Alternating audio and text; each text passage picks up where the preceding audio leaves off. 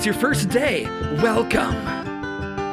We tried to write a handbook, but you all kept getting it wrong. So we've put our regulations into song. You've got it made. You've got it made. When you work at the Mages and Merlot Wizards and Spellbinding Arcade. You've got it made. You've got it made. When you work at the Mages and Merlot Wizards and Spellbinding Arcade. You've got it made. You've got it made. You've got it made. When you work at the Mages and Merlot Wizards and Spellbinding Arcade. Welcome aboard! Watch your step! You'll be here forever. Woo! Where am I? If madcap energy and big chaotic moves from both players and GM are your speed, check out the Dead Dragon Society podcast. The first episode of their 5th edition D&D game concludes with one of the wildest moves I've ever heard a GM pull, and that sets the direction for the whole campaign. So give the Dead Dragon Society a listen. And if you find yourself in an extra-dimensional wizard and spellbinding arcade that seems to defy the laws of time and causality, tell them that RPG Major sent you. Maybe they'll give you a discount. Stick around after the credits to hear a song suggested by loyal listener Kimmy, titled Chili Pavilli Willy. If you've got an idea for a song you'd like us to record, jump on into our Discord, suggest it to us. And now, the finale of the Arsonist's agenda. We rejoin our pitch-perfect private eyes as they drive with mathematician and admitted arsonist Carrie Mumford towards a home he says he set ablaze with lightning. The three of you leave Ponderosa University with Professor Carrie Mumford in tow, heading towards what he has told you he expects to be the burning home of Sarah Higginbotham. How fast is Aubrey driving? Pretty fast. It's an emergency, so I'm going about the speed limit. I can't go any faster. It's the limit. No, I get it. I imagine Fabio is sort of sitting in the truck bed with that sort of sliding window open so he can poke his head in and have conversations. But if there's anything you want to say or do along the way, any conversations you want to have... Fabio opens the tiny slot in the back to where the window is in the truck, and he goes, I cannot believe you willingly started a fire. Well, I told you, it's what's necessary to set the entire system to rights. I am a fireman. Can you just see how that would be weird to me? You set fires intentionally in training, don't you? Like in the forest, not like in the city. That's like control fire, you know? That's like where it's safe. That's like, I don't know, you're like, I'm sure you got like lab equipment rules you would never ever break. Like you're like taking beakers and just like putting your nose in it and taking a deep whiff. Are you perhaps confusing me for a chemist? Yes, yes I am. Well, life isn't safe. Well, we can agree on that. And nothing great is accomplished without risk. We don't agree on that. Professor, what are you expecting to see when we get there, besides fire? Fascinating question, isn't it? Every part of the world has stories about spirits that have always lived there. Whether it's a spirit that embodies winter, or the spirit of the land, or the animal. As I've learned to study the fabric of reality more closely through mathematics, I've come to believe that all of these stories are similar across cultures, regions, and times because the spirits inherent to the land are the same.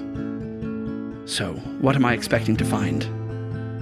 I'm expecting to wake up the land. And what? The land will then revolt against Bracco Industries? Is that the plan? Why do you think you can harness the land any more so that they can harness whatever is going wrong with all of their experiments? Because it won't be me harnessing it, you see. I found an old book in the library. I was reading about the legends of this region, and many of them mention I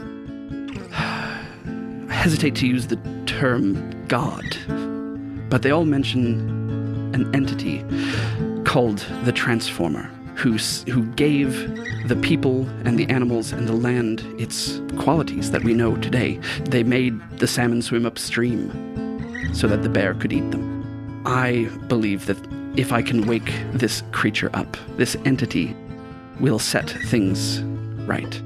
Mara will give a little nudge to Aubrey and see if that checks any lore boxes that she's familiar with. I don't think Aubrey knows about this specifically, but the idea of nature being personified in different ways and coexisting with humans seems like nothing of a stretch. Yeah. So, like, it's gonna be like a big earth guy?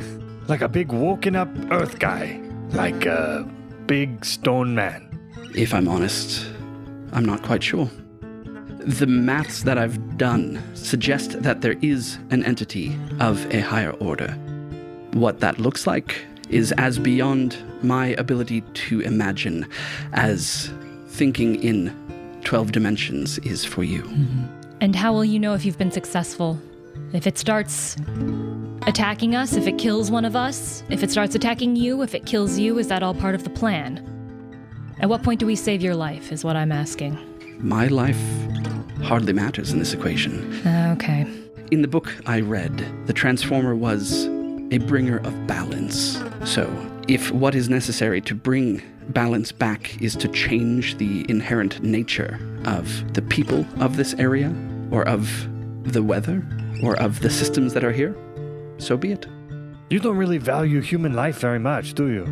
Which is ironic given your purpose behind all of this. That's just the thing. I value nothing more than human life. But I understand that sometimes you need to burn a forest for a healthy forest to grow. Whoa. Okay. I get it. I don't agree, but I get it. But are we pulling up to the house at this point? If you want. Or do you have more things to ask? I could dig in farther. That's but I'm fine. thinking No, I might he just doesn't. need- He doesn't know anything about controlled burns. He just thinks it's a cool metaphor to justify his thing. I actually do wonder if there's a role Yeah. I could do. The way he's characterizing what he's summoning sounds like it is ultimately a force of change, which can be good or bad. And I'm wondering if it poses. I'm wondering if this creature or being poses as much danger to the world as he seems to think it is, or will. I'll say that would be a primal check at 2 or a Fey check at 4, because the Fey route is a bit more indirect. I'll still do that one, just because I think that it's through the lens of like someone who. Aubrey is someone whose whole domain is like change and transformation, and Autumn as a part of that.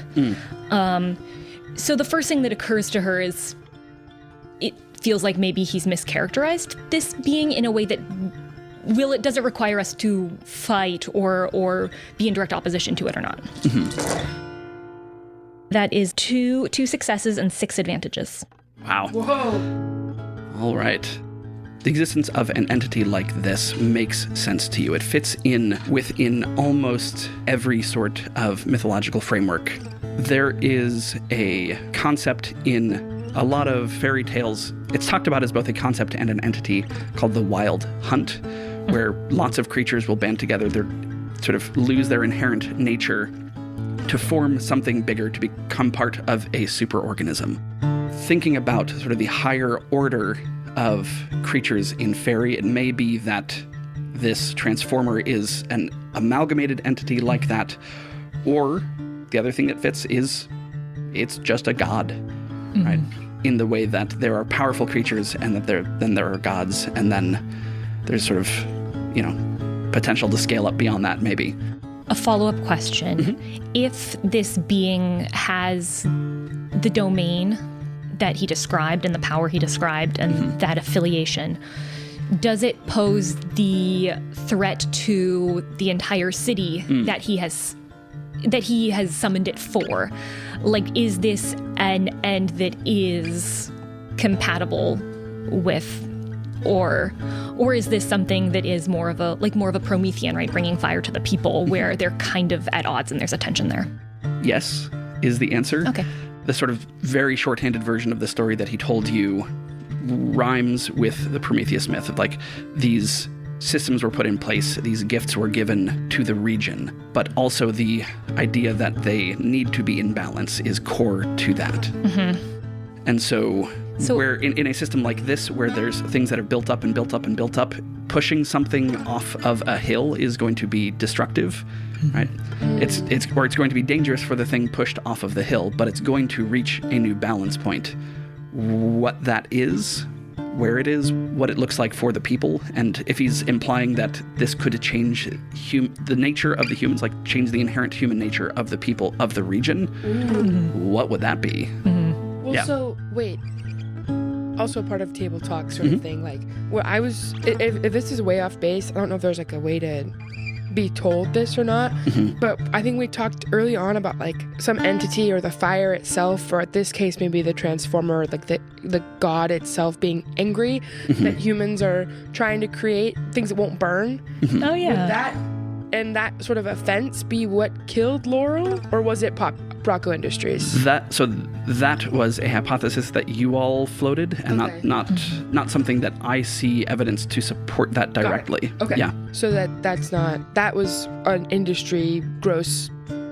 Accidents happen. Yeah. Okay, so that's what that was. You have seen nothing that indicates otherwise, other than the fact that there's like so many NDAs around it. Right. So is there something hinky going on there? Right. Maybe, but you haven't seen any direct evidence of anything other than that. Can I ask him another question? For sure. Carrie, why are you focusing these fires on the people that worked with your brother? Like, why are you burning their houses in particular? Don't you think they've also went through a trauma? Well, their work is in direct opposition to the cycle of nature. Creating wood that can't burn would seem to me to be something that would spit in the eye of a creature of balance, a creature that values cycles. And so my hope is that by calling attention to them, I will wake up this transformer. Do you know why the houses would have smelled like tobacco or sage? Sure, doing my best to mimic old rituals. Oh. Okay, got it. Thank you. You planted all of that stuff? What? No. How... With mathematics, I can demonstrate that two places are similar. By using tobacco as part of the process while I was on the tower, it seems that, well, the tobacco smell permeated the site where the lightning struck. Oh, so he was at the tower to set everything up and getting an electrical charge strong enough or something like that? Yeah, okay, Yeah. Cool. Do we want to arrive at the house? Yeah. Yeah. I think that's plenty of chat for one car ride. Okay, cool. So you arrive at Sarah's home for the second time. In all of the other cases, the homes were described both by the people who were living in them and made it out, or by the neighbors or the fire marshal as going up all at once. That's not what's happened here.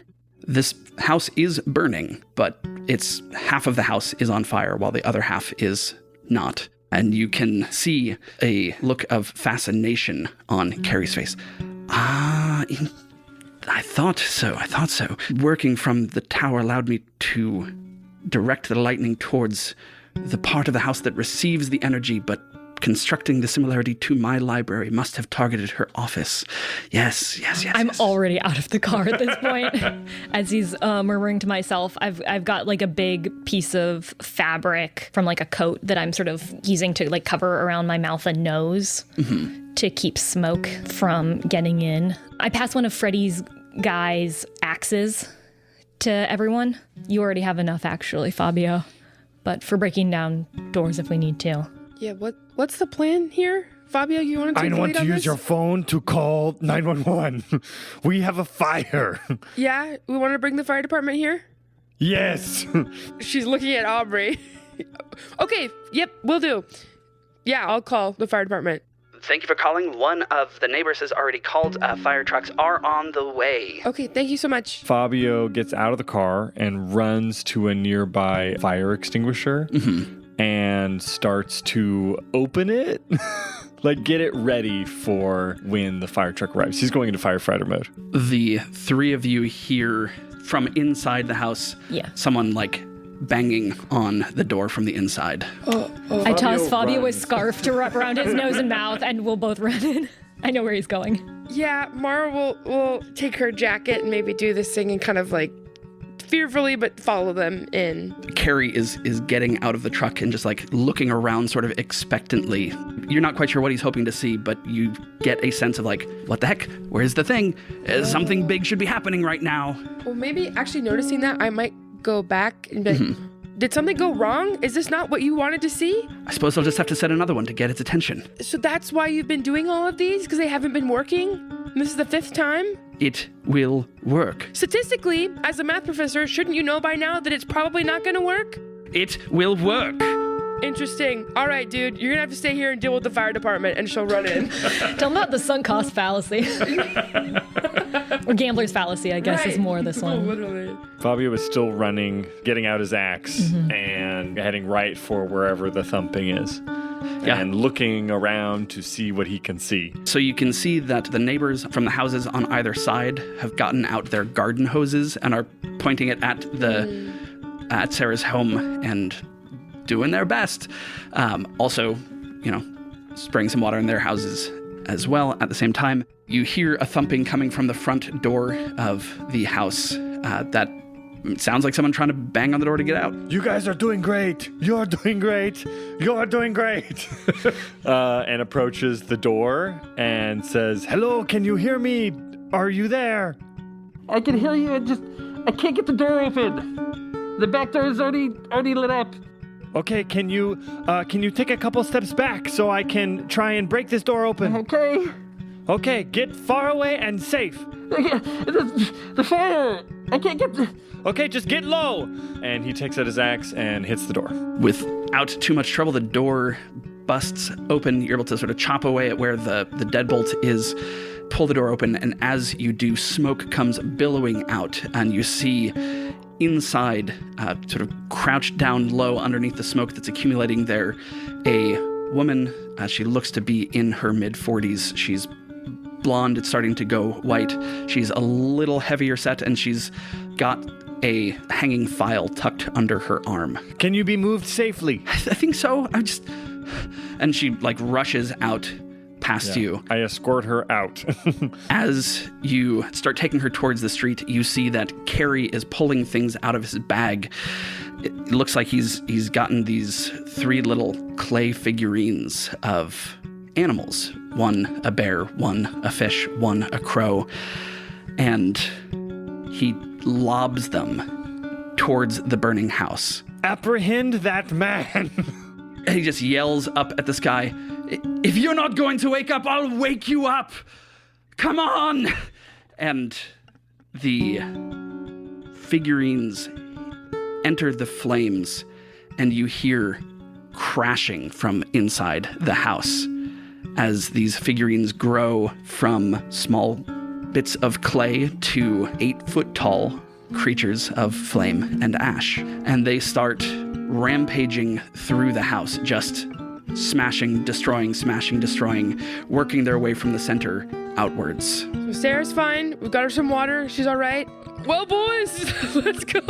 Maybe the fire just needs to spread a bit farther. You're talking about balance, but now you're willingly trying to mess with this? You think you're greater than whatever this being is, so you can decide what it needs to do? No. There's no time for reason. We need to stop Fabio this. begins to run toward, in between where the biggest creature is heading toward the people, if he thinks he can make it. Yeah, so to do that, you would have to rush into the burning house. Well, then I rush headlong into the house. And we're like, Fabio, and run after him. We'll go. Yeah, too. we'll run after. Great. But I he's safe, would say someone apprehend that guy before he does more. But we're all supposed to be there. Yeah, but we're all supposed to be there. Yeah. Can I just club him on my way out or something? Just knock him out? Can I just tie him up or something quickly? No, I don't have time. There's no time. Can I get a rushing into a burning building song? Or I can just ask him, not very nicely, to stay where he is at. Sure can. Yeah, okay. Well, there's people around. I don't want The fire department's not here yet. Yeah, They're- okay. Everyone's I'll far just away. speak to Carrie real quick. Carrie, stop whatever you're doing and sit down, man. All right, roll. with the force. Man. She's angry. It's going to be charm, which goes against cool, which is presence-based. This is just going against 2. 1 yellow and 3 green. Oh, thank God. 1 success and looks like 4 net advantages. Great. Could the advantages be like, since I said his name, nobody else is affected by what I just said? Sure. Great. Take 2 strain. Okay, that's fine. Man. The directive was sit down and don't do anything? Yeah, Something like that? pretty Okay. much. He is sat. Can I take his bag on my way out? I want to get his bag. You can take his bag. I want to take his bag. I want to take his stuff. So he's sort of a little closer to the truck. Would you like make your way over to him to take it before running into the burning building? No, I would just run into the burning building. Do y'all think you have a running into a burning building song in you? Sure, yes.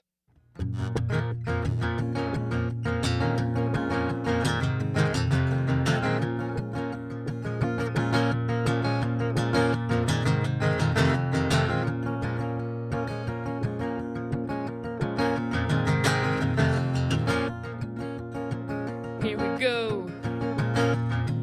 Here we go, we're running.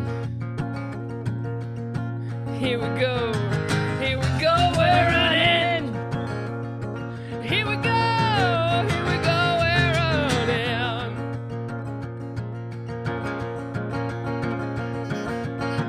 This is a moment in our lives. This is what it's all about, helping people survive. This is how you feel purpose, running into a fire. This is what I was put on this earth for, to save the lives. Here we go, we're running. Here we go, we're running. Running. Here we go, we're running. Here we go, we're running. You all learned in school what to do in a fire drill. Stop, drop, and roll. You know what you're supposed to do, but in the moment, is it what you will Rock and do? roll. No, you gotta go right towards the fire and smoke. No. Get to a safe location. No, we're running. Here we go. Here we go. We're running. It's almost like we're in slow motion, but we're running. Oh, we're running. When the fire is spreading, oh, watch it burn and snap. You ain't got time to pause and reflect, no time for thinking caps. It's a time for action. It's a time to make your move. If you let the fire burn out of control, who knows what could happen? No more stop, drop and roll, only run, rock and roll. We're running. Here we go, we're running to the fire. Let's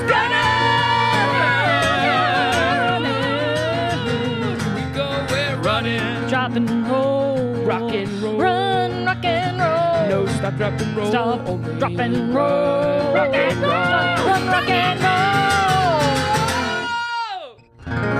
Yeah, sorry, my bad. I was gonna do the same thing. Oh yeah. Run, rock and roll. I was gonna do run, run, and run. Oh, yours is better. Mr. Bear, please come back. So you rush into this burning building, and you are surrounded by swirling ash and embers that are flying. The roof of the house has been compromised enough to this point that most of the smoke is venting up and out, but that also means that the fire is just burning well. You see these 3 creatures, ? Just grabbing things. The bear grabbing things with his front paws, and as soon as it does, they ignite. The salmon is sort of jumping up and down out of the ground. It seems to be able to swim through the ground effortlessly, but everywhere it leaps up, fire spreads, and they're heading for the exterior walls of the house. The crow is pecking at things with its beak and starting to spread its wings, getting ready to a light into the air. Mr. Bear, please come back. It doesn't respond to sound at all. Ooh. Maybe if we start trying to put out the fire, they'll focus their attention on us. I didn't bring any water. I waved my arms. Mr. Bear! Mr. Bear! Mara did earlier, I think, spend a story point to have a fire extinguisher sort of in her kit. Yeah, you both have fire extinguishers. Yeah, it was in the back of the pour. Ooh, we took it. You can absolutely have taken it with you. Let's go.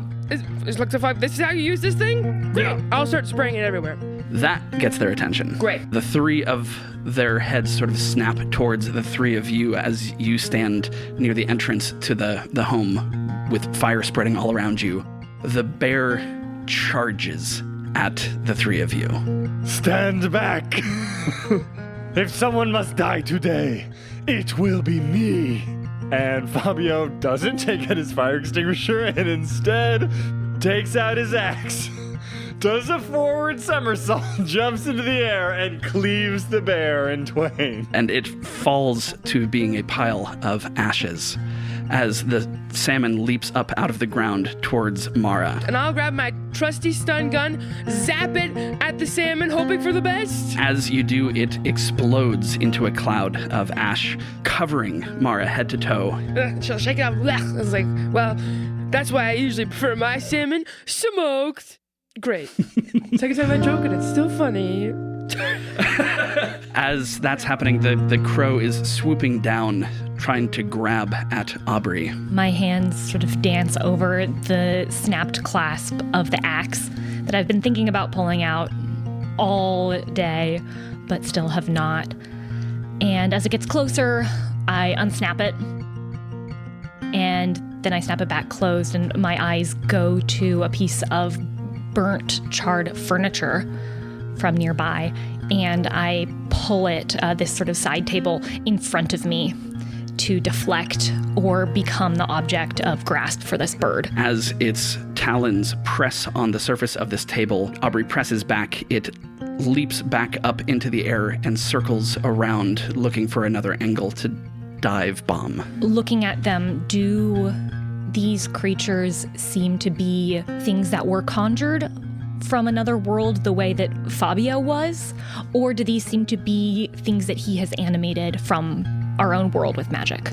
So you saw that they didn't respond to words. Mm-hmm. The read that you have in this moment is that these are not creatures with any sort of intelligence. These are just animated sculptures. This is a guy who read a book thinking he's doing something? Mm-hmm. Okay. And we've only have one left, right? It's just the crow.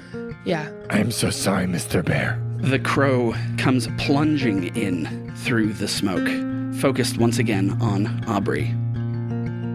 Fabio trips on a banana peel that had fallen out of Mara's pocket during the confusion. When I shook off all the ash. For the third time today. I'll quickly help him up as the crow is plunging and maybe start to aim my stun gun unless somebody wanted to heroically step forward.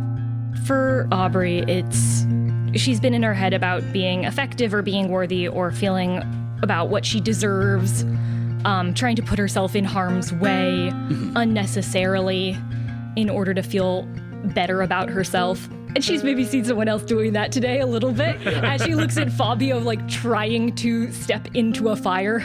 And just reflexively, her hand goes to the snap and to the handle.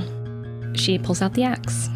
The handle being oiled so smoothly, the flare of the handle fitting your hand perfectly so that you know if you swing, you will hit. It's not really a matter of reclaiming lost power or self-validation in this moment. It's just a realization that worrying so much about that kind of fey pirate honor isn't really helping her or her friends right now.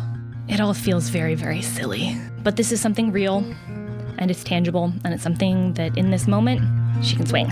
As she swings at this crow, at this construct, this manifestation of Carrie's madness, she connects, striking it in the head where it already smolders, and it bursts a light, calling to mind, perhaps for a moment, the legend of the phoenix, as the entire bird is brilliantly lit instead of lit by embers before it falls to the ground in a pile.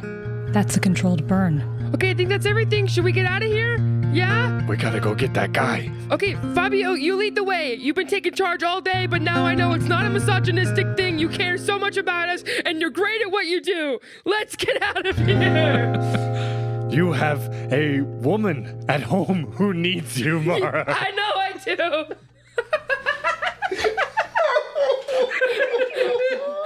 So awesome. Can I add a little caveat to what I was saying earlier? Yeah. Because I think I was spinning the Fabio thing maybe the wrong way with the axe. I think both the idea that sort of fae and pirate notions of honor are a little bit silly, but also they're the things that drive you to protect yourself and your friends. And you can't be too precious about them, but that doesn't mean you need to leave them in the dust. Holding on, but not too tightly. Yeah. Yeah. You got to swing with a loose grip. Is that a song?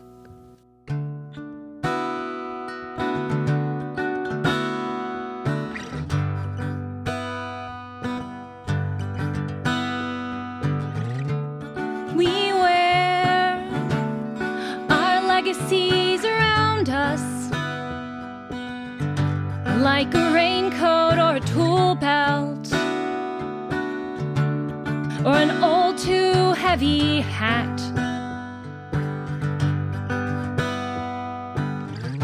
Sometimes they're comfortable, but sometimes they remind us of the way things used to be when we were all that.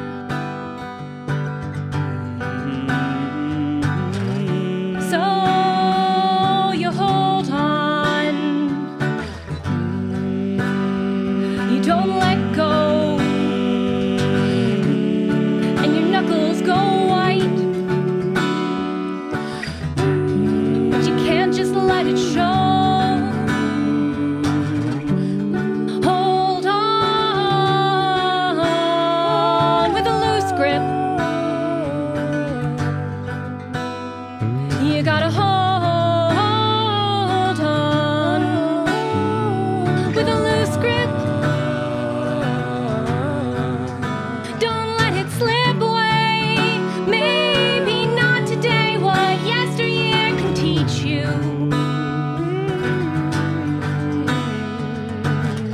But maybe living in the past is a place no one can reach you.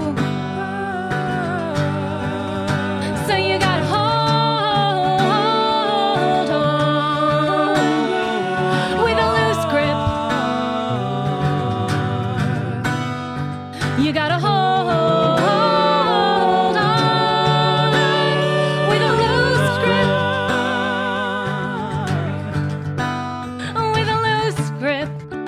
Hold on.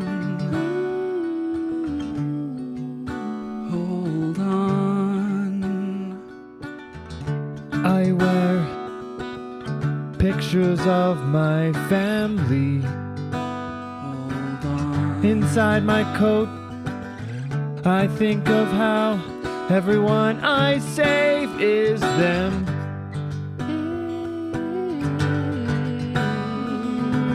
We all keep them, memories adorned to propel us.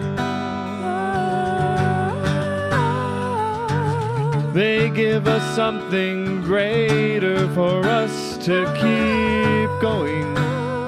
Hold on. And as we hold on to their memories, and as we hold on to what they've given us, and as we hold on to what they mean to us, Hold on. we gotta do it with a loose grip. Even as we love, we gotta Hold on with a loose grip. Gotta hold on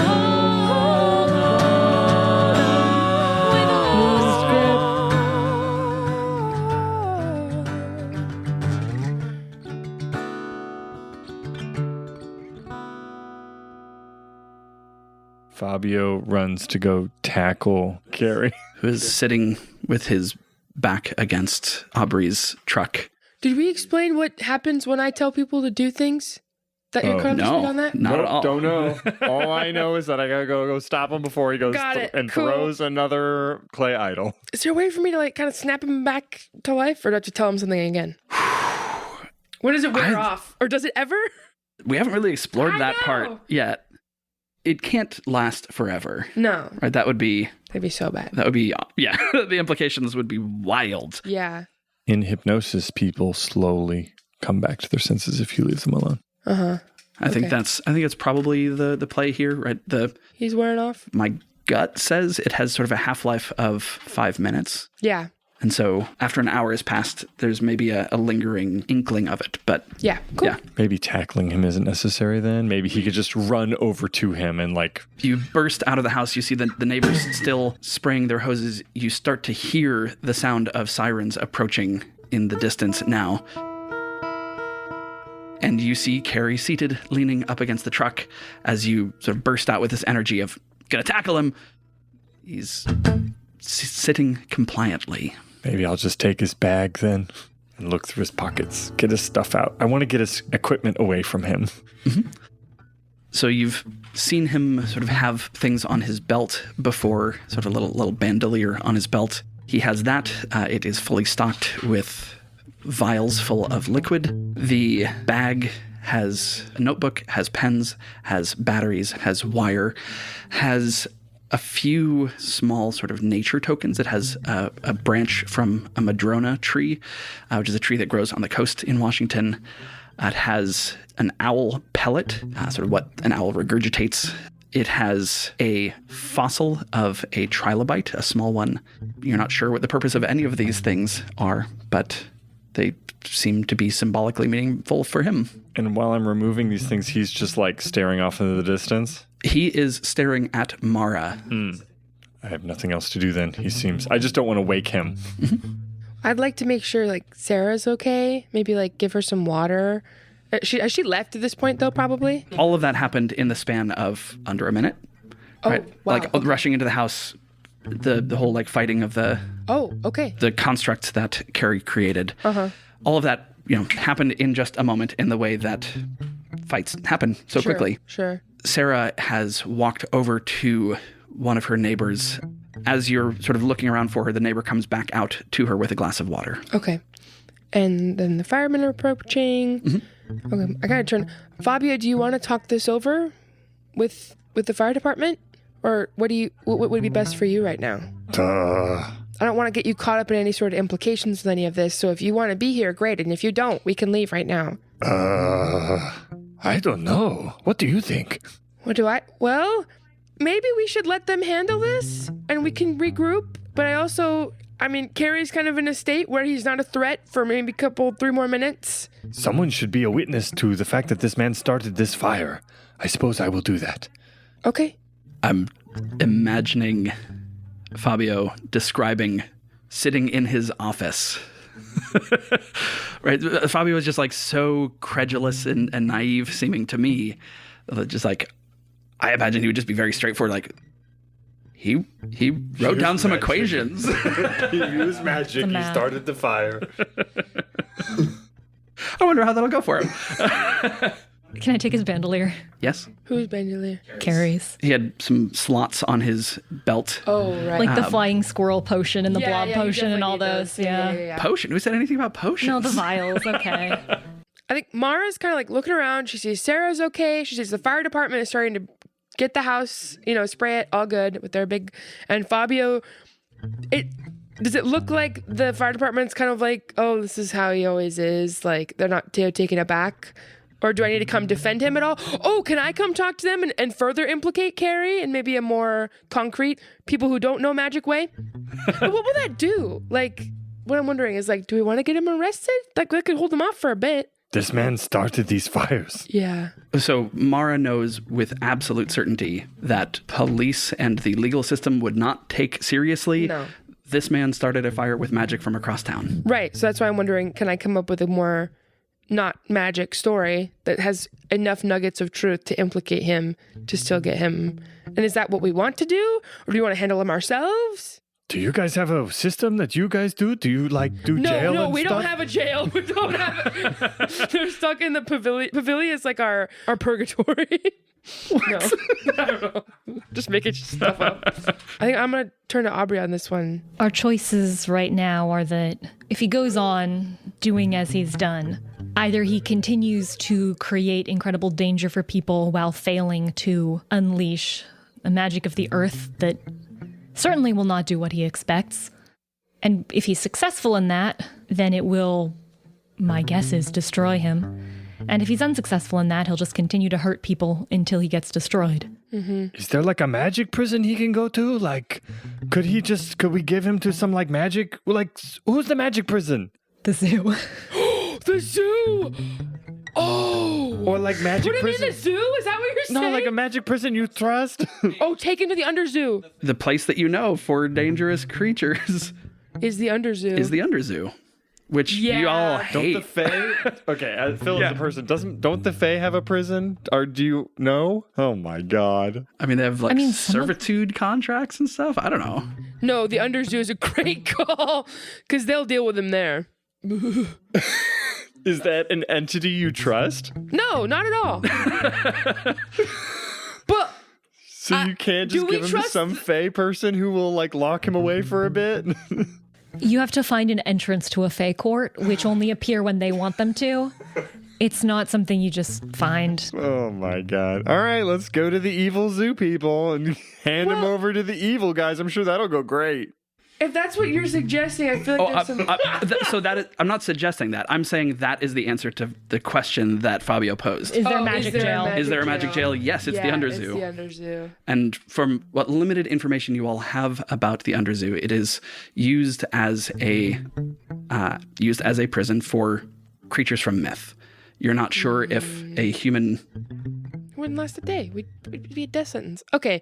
Well, there's another path to this where I'm able to talk to the fireman and be like, this is the story. This man is very grief-stricken and has gone on some sort of revenge plot because of a recent event at Brocco Industries where he lost his brother. These fires all belong to people on the team, and he's been starting them out of revenge. I think he needs help and deal with it that way. So there's two paths. We take the very human path and the very evil magic path. Yeah. I mean, honestly, remote-controlled firebomb is an analogy that they would understand, right? And so the fact that he was at the university while this started, Yeah. well, we saw him pull out a radio or something, I don't know, something like that. Oh, yeah. I also don't want to dismiss. I don't think I have the jurisdiction to make Fae deals anymore, but I could try. Oh, goodness. We just got to do something with this guy who can like do magic with like, I don't know, a battery? Yeah, and I would feel weird trusting like just solely human authorities with that. He'll do something in the cell. He's going to do magic stuff. Aubrey has a roommate who could hold on to him. The mirror? Lock him in the magic mirror? I don't think that's the closest I think thing that's to what I the was worst thinking. idea. It's pretty awful, yeah. Superman puts people in the Z dimension, you know, or like whatever. Also, the mirror replaces them with a more effective version of themselves. With a more singularly focused version. Yeah. Oh, that's bad. Do the Verteres have like a jail that we can put? That's actually you. I have a little black book. I know who could mess stuff up. Oh, I mean, if you move a story point to my side, then it could. there could be something there, that you can establish. What we want to do? Oh, you know what? Because since I've been working with my mom, establishing contacts at Brocco Industries, this is a threat to Brocco Industries and their PR, right? So if anything, if there is like she would know if there's some sort of stronger prison that's not quite the Underzoo that we could send this person to. Your mother? Yeah. She would know. Is that the route we want to take? What are we thinking, y'all? So you know that she would know. You also don't assume it would be savory. I'm sort of intentionally throwing y'all a problem with no clean answer, just because I'm curious what you're I'm thinking. going to do with it. What's the hold up with the Underzoo? He's going to get to a point where he's killing people. So I'm like... That doesn't make giving him a bad situation a good idea. He's still a person who's grieving. We got to get him into I think it would be better to keep him and just talk to him. I mean, it's weird, but that would be the ethically best thing to do. Okay, then we can take him back to the office and leave right now. Oh my God. I'm proposing all these solutions. No, that one doesn't work because of this. That one doesn't work because of this. Then what else? I don't like any of my ideas.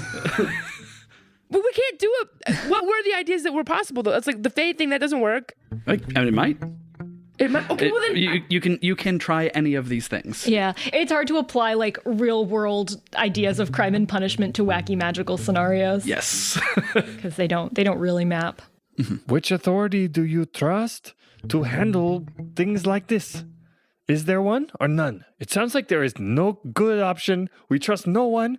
It is the Wild West out here, and we just have to do what we think is right. I kind of want it's the Wild West out here, but we can. But I know we need to figure this out so we can keep moving forward.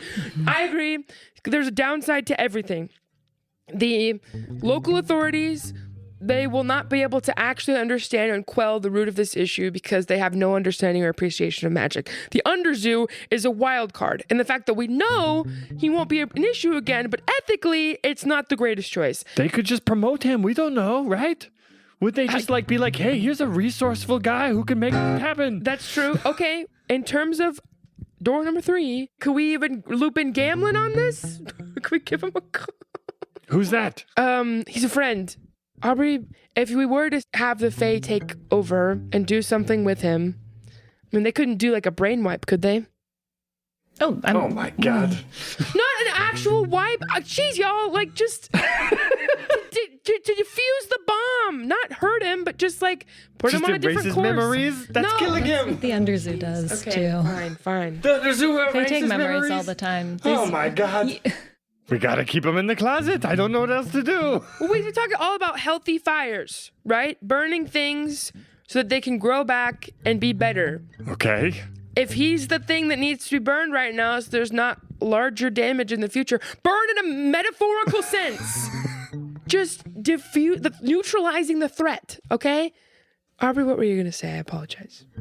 I was going to say that he seems like an enterprising and project-oriented man, and whatever Gamlin's working on could probably turn his talents to something that is not more destructive, but perhaps chaotic in a different sense, because he's been deliberately unforthcoming about what he's actually up to. But if we want him to stay our friend and help us out when the time comes, maybe it's a way to build trust. Give him a job? Offer him an alternative to whatever conversation he's going to have if we leave. What do you mean? Just that the fire department and folks are all here. I see. He can have that conversation with them, or... Would he? Who's Gamlin? Gamlin was a character who came in for the last arc that we recorded. He sort of runs an organization of private investigators. He recruited this team to help him with a case that is local. But he's affiliated with a fake organization, but Yes. he won't tell us which one. Right. But he seems to be friendly. So it is the closest thing to a Fae authority that we trust. And he is one of the few Fae we know that has not actively wiped anyone's memories, as far as we know. And he said that we made a deal that we'd meet as friends the next time that we saw him. It could work just to have someone else's eyes on him. I don't know. I'm just not sure what we're wanting to accomplish out of this. The goal is to get this guy in a place where he won't start more fires. But in a way that's ethically okay for him, too. That's what I'm hearing. Because he Yeah. won't start more if he's in the Underzoo. But then he's like a dead man, maybe, or we don't. I mean, you know these people better than me. They might be like, sounds like a great, useful guy. We'll get him to steal things or whatever. I trust Gamlin more than the Underzoo, Okay. if that's what it comes down to. Okay. He's still kind of in his in-between state after I spoke with him in a harsh tone. So why don't we take him back to the office for now? And then we can get in contact with Gamlin and go from there? Yeah, Okay. we can have a we Tie him can up. we can at least pitch it to him. Okay.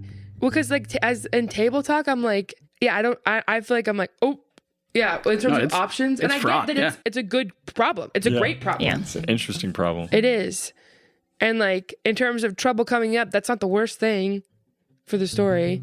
If he were to be just with the local authorities, but also like, because we could get him a therapist.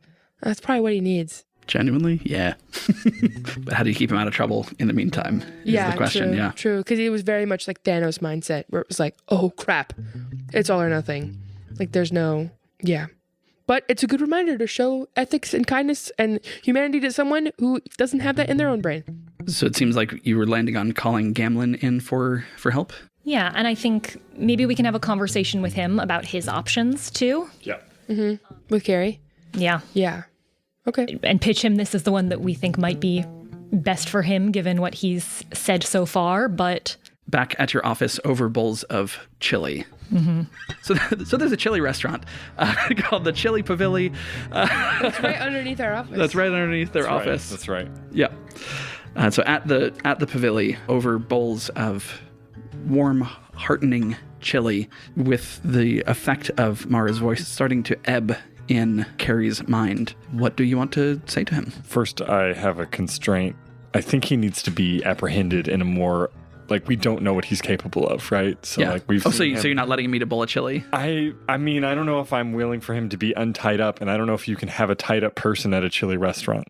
No, we're in our office. We're above. Okay, so you got to-go cups. We can take to-go cups. I just don't think I can have a tied up person in a chili. I just love the image then of this hulking firefighter spoon feeding this guy chili. Yes. If you talk, you get a bite. Hello, good morning. Good morning. It's the nighttime. Oh, would you like some chili? Yes, please. How are you feeling about the fire? Confounded. Maybe it's that I'm not attacking the problem centrally enough. Perhaps Poppy Brocco is the one whose home needs to burn. If she is the central representation of all of this... Stop you right there.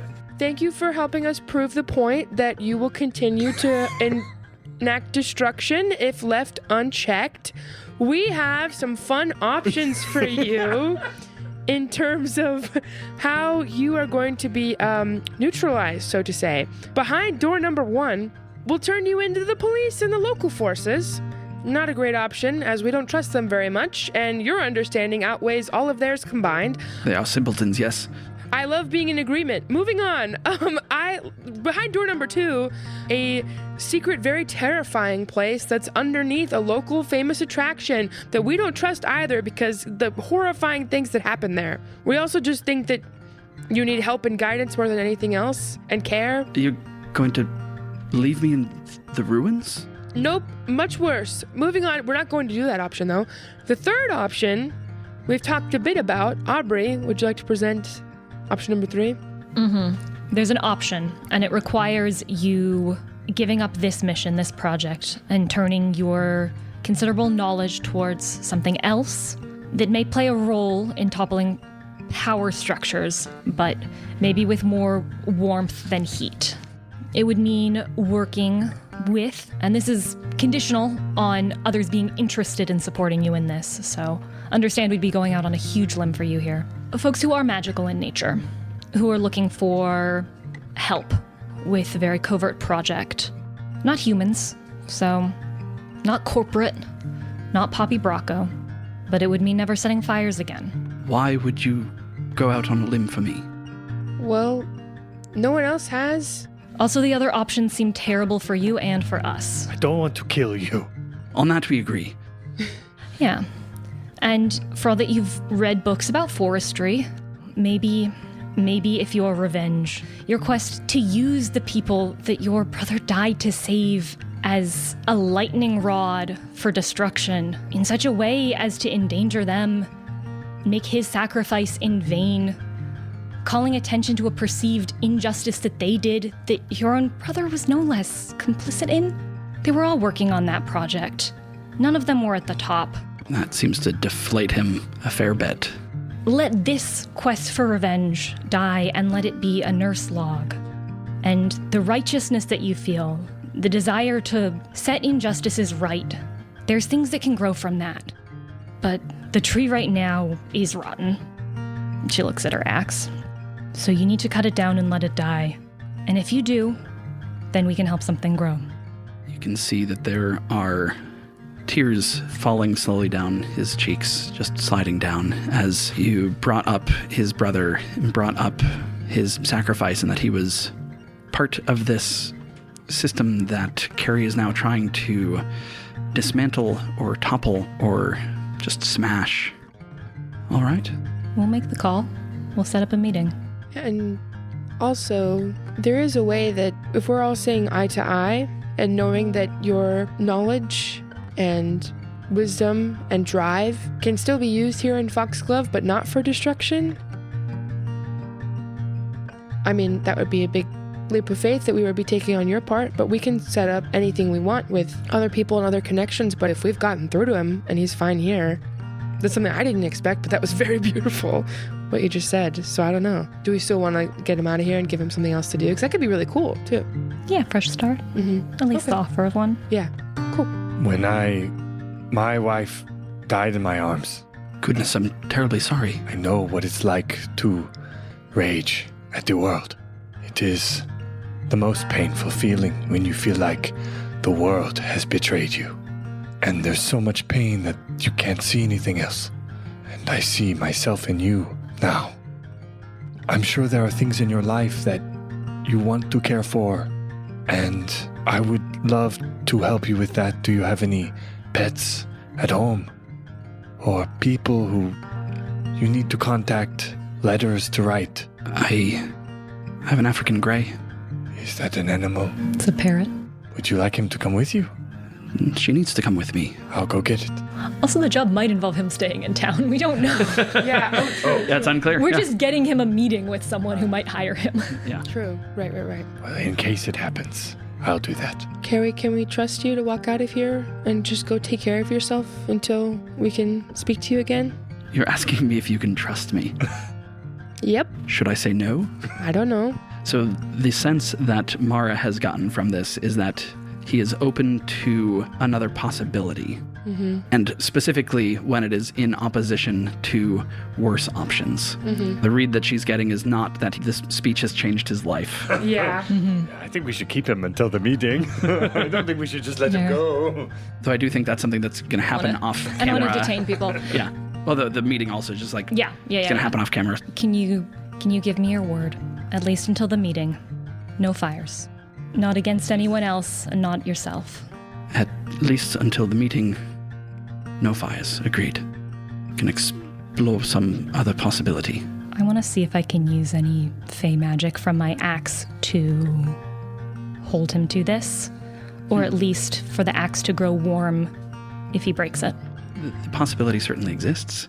Let's have Aubrey roll a fey magic check to bind someone to a promise. That's the fact that it's in perfect alignment with what fey magic usually does is going to add a blue dice to this, and is going to go against 2 purple. That is 1 success. You feel an old familiar feeling of a weight settling on your shoulders.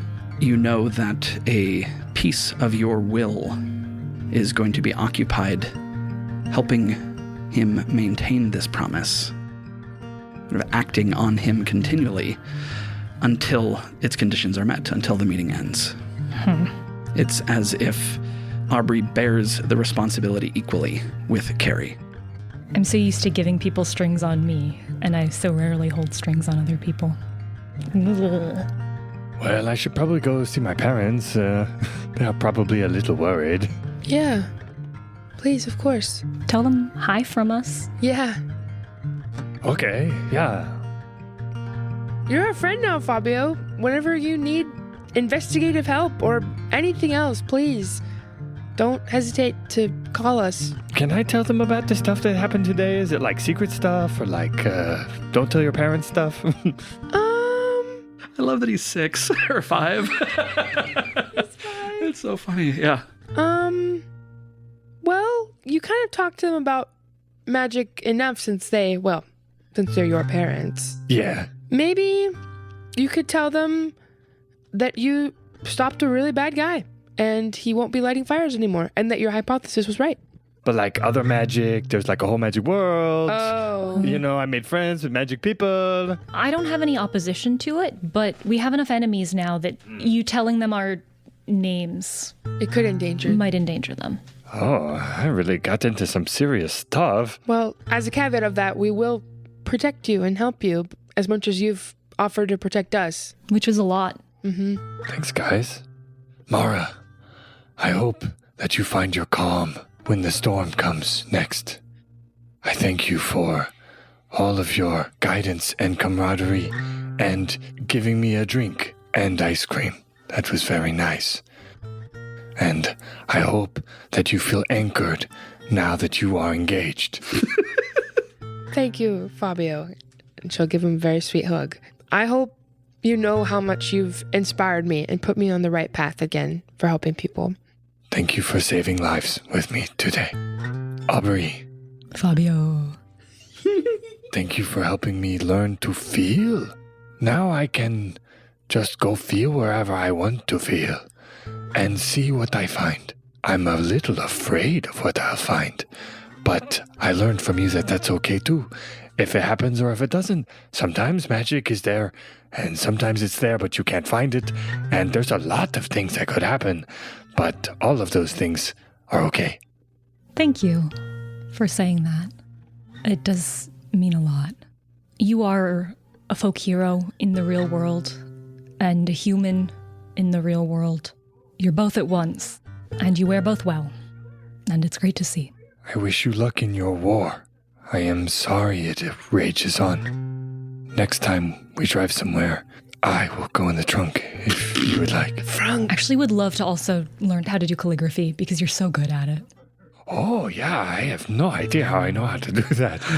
But, yeah, I could show you for sure. And when your sister's in town, we'd love to meet her. She seems really cool. Yeah, you want to meet Angela? Sure. We're your friends now. Just keep in contact with us, whatever you need. Oh, okay. Yeah, okay. Yeah, I'll give you my parents' number. So you can call the house and I will be there. Great. Okay, well, I got to go. Yeah, I got to go home and tell my parents some of what happens in the Safeway. Mm-hmm. Okay. Okay. Bye, guys. Bye, Fabio. And, let me know when I got to come back for the guy and the meeting or the trial if I need to. I could be there or not. It's up to you. We'll let you know. Okay, call soon. Okay, bye. Bye. Bye. And Fabio heads off. He really never had any intention of paying us at all. Nope. But you know what?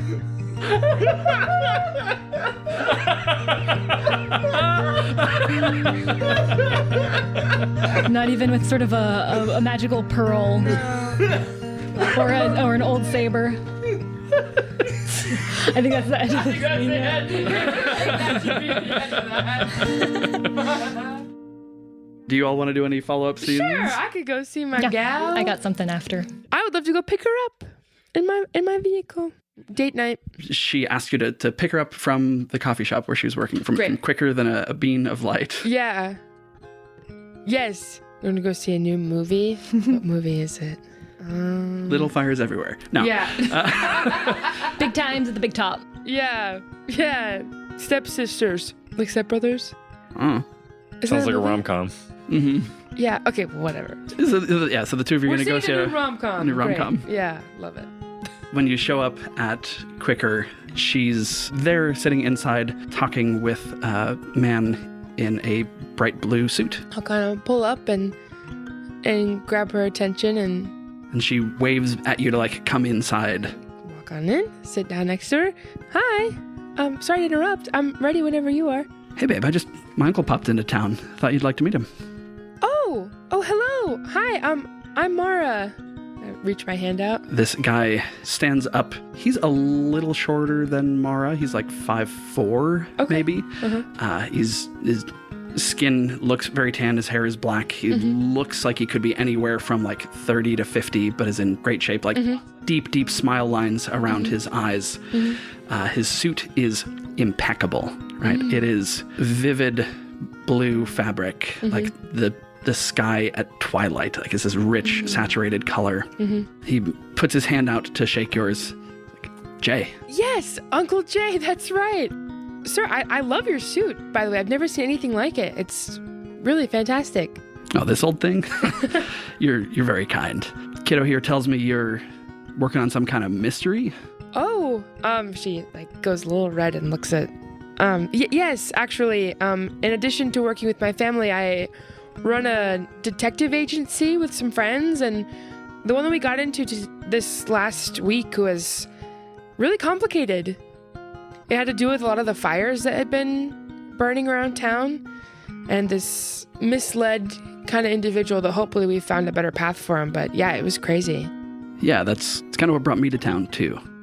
Really? Yeah? The same... Are you here for Carrie Mumford? The fires? Everything? Am I not supposed to say anything? What? Well... Okay, a man scratch said... that, go back. Isn't it common, or is it not common knowledge? No? That's up to you. Just say it. What's the problem? I don't know. I just didn't... I don't care. Oh. I don't do whatever you want. This is Phil's internal monologue. Phil's internal thought was, oh no, what if he works for the bad guys and now it's all out? Oh. Then that's fine. You light enough signal fires, you're going to get someone's attention. It's just, to me, it reads like a kid, you know? Like they heard a story once, they believed every word, when there's plenty of adults around that could have gone and asked. So, what he was doing, it did work. It did get someone's attention, and that someone is you. He nods his head at you in a way that feels oddly avian. Well, I'll trust that it's in the hands that it belongs to now. All of the work he was attempting to do. Would, then, in this analogy, you have any ideas for a way to neutralize what he's been doing? We had some route planned, but if you're part of what the authority figure is in this situation, I wouldn't want to overstep. No? Okay. My bad. Both Jays start laughing at the idea of him being an authority figure. Oh. Not really how it works. Sorry. Okay. It sounds like he needs a new story, because the one he's trying to tell, it's not working for him. Well, then I'll leave the ending of this one to you all, then? Not how this works. Okay, cool. I'm gonna accept that I'm not gonna understand what's going on and trust that if I had overstepped and if we had overstepped, you'd let me know. Uncle Jay turns to his niece and says, I like her. She's got a good head on her shoulders. Just, and he looks back at Mara. Don't say anything too forcefully, huh? Uh-huh. Yep. Sounds good. She's like, hasn't had that talk. Oh, no. He didn't completely out you. No. He just... No. Yeah. I think she'll say like, yeah, yes, sir. Sounds good. Almost as like a dad, you know, thing. Well, have fun on your date. I'll see you for dinner tomorrow at Jay. Of course, gives him a hug and then hops off the sort of bar stool that was looking out the window and heads off to the movies with Mara. While we're driving, I'll turn to her and be like, I should have just told you all about all of this from the start, shouldn't I? All about what? Well, I don't know. I for some reason, I hesitated getting into all of the details because I felt like I didn't want to endanger you. But I'm sorry. I think I underestimated you. You are adorable. And then I'll floor it, and then we'll just keep driving. We'll have to give her a talk about the whole siren thing another time. What's Aubrey up to? I want to write a letter. I've been thinking about having strings on people and people who have strings on me, and maybe feeling a little bit emboldened by the weight sitting on my shoulders in a different way. Or from my anger at not being able to right bigger wrongs in one fell swoop. A box is going to appear on Freddie's doorstep, or a P.O. box, or wherever he gets his business mail. It's going to have a few things in it. The patch that I took from his guys. With the fur cone? One of those things is going to be a letter in perfect pirate calligraphy. Dear Mr. Van Sweeten, it's come to my attention that you are seeking an audience with me. It's come to my attention because you sent your associates to kidnap me, which I understand is a way you go about things. If you'd like to speak, then consider me not someone to be kidnapped, but someone worth doing business with. An associate, a dignitary, something of that nature. If you want to give me your words, then give them to me. It has also come to my attention that a friend of mine is in your company, and perhaps your care. Knowing your wealth and famous hospitality, I can only imagine and assume that you take care of my friend in a way that I would recognize as care. Or I will take care of you in a way that you will not recognize. The other thing in the box is the handle of one of his associates' axes. The metal has been taken off of it, and the handle has been carved into a stake with a little ribbon around it.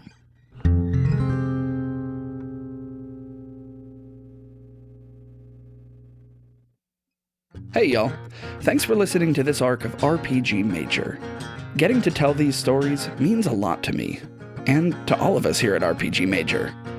You can really help us out by reviewing this show, sharing it with a friend, or posting comments about it in Discords or Reddit threads where people ask for new podcasts or on your social media. If you know an adult you'd call a theater kid, or anyone who plays D&D or other RPGs, please let them know we exist. It really helps. Also, I wanted to take a quick second to talk about the myths behind this episode. The Coast Salish people have lived in the Pacific Northwest of the US much longer than Europeans have, and have a rich mythology.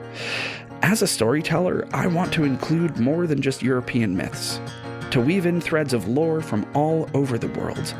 Not because I think I own it, but because there are themes in each people's stories that tell us something about what it means to be human. And because hopefully it'll make someone curious and some others feel seen.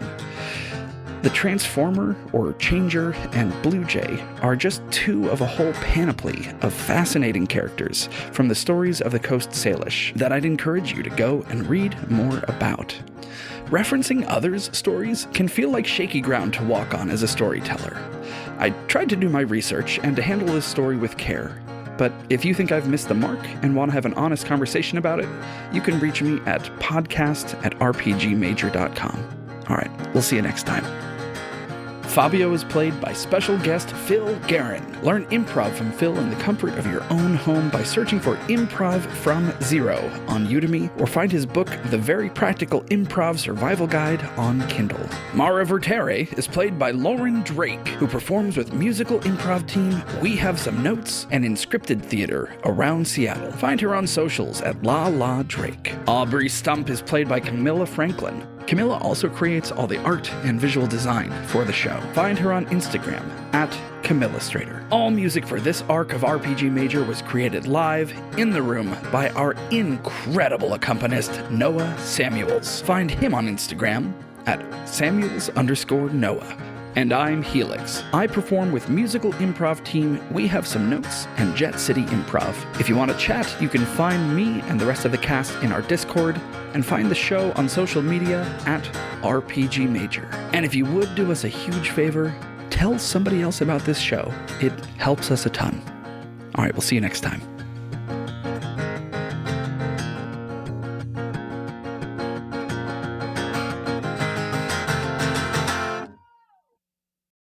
Bert, we come here all the time, and sometimes it feels like maybe we're like around a campfire, but the campfire is chilly, and you could maybe tell us a story or something about the history of this place. Yeah, I mean, it's so important to our lives and every single day of our lives and every single meal of our lives. But how did it all begin? Because it must have begun with a dream, right? I hope so.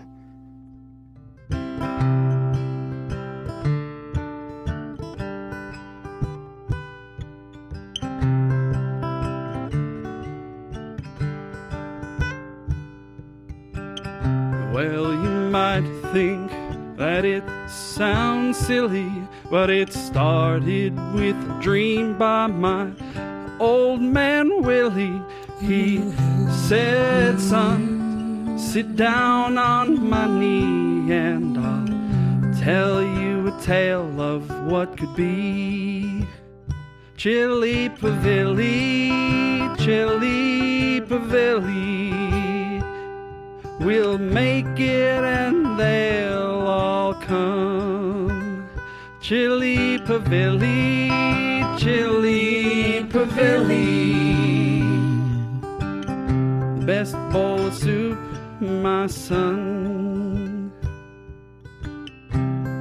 Now, We started with the flavors, cumin and cayenne.